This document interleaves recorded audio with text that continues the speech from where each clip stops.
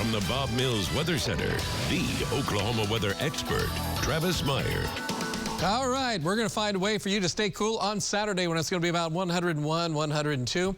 Instead, we're going to be at Bob Mills Furniture. We're going to have some of our trackers and a lot of our meteorology staff out at Bob Mills in the morning from 10 to noon. So we're trying to do it before it gets really hot in the afternoon, get you out the door, maybe do something kind of fun to get you going on to your Saturday.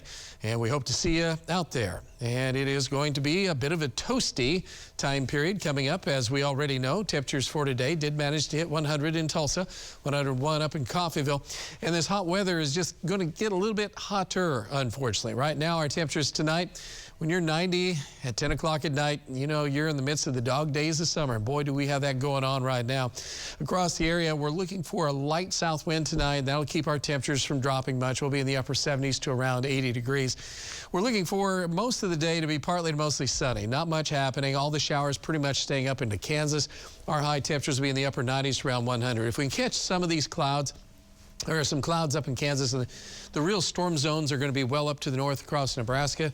And so we're just going to catch a few of these thunderstorms that will come into western Kansas, leave with some clouds, kind of upper level clouds, maybe some cirrus clouds that could kind of slow down the sun and the heating a little bit. That's the hope anyway. On Friday morning, we'll be in the upper 70s again with partly cloudy skies. And by the time we get in the afternoon, high temperatures back up around that 100-degree mark.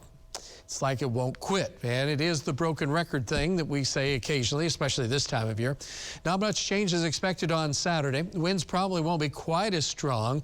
You kind of need that air moving, but man, it is drying out fast, especially for those of us who've missed some rain.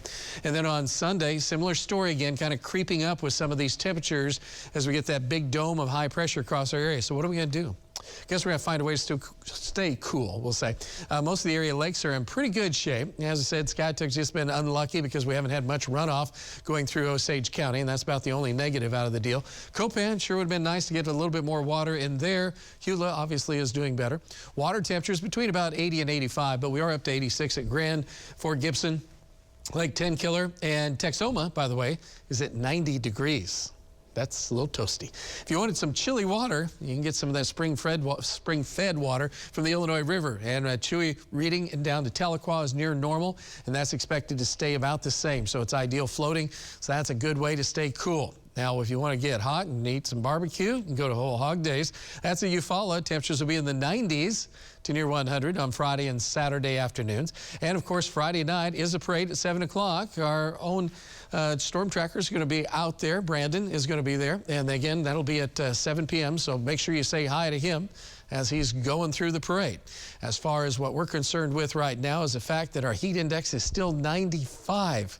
There's something really wrong with that at this hour of the night, but that's how it is. Anyway, the rainfall over the last 14 days has been primarily in the northern and northeastern parts of our viewing area. And if you're to the south, you're kind of like, okay, wouldn't mind seeing some rain. Over the next 7 days, not very much. You have to go up into Nebraska, I said, to find any of that. All right, 80 degrees tomorrow morning. That's not really cooling down and a fresh start. That is a humid and very warm start. By the time we're at noontime, we're at 95 degrees and heating up, steaming up, and at least there's a bit of a breeze tomorrow, keeping that air moving. And then we're up to the century mark in the afternoon at 100 again. And then we're going to be at 101, and then 101, 102, 103, 103, 100, 100. It's like I'm saying the same thing over and over. It does feel that way, doesn't it? Yeah, you would think we could wait till August, but no, it started here in July.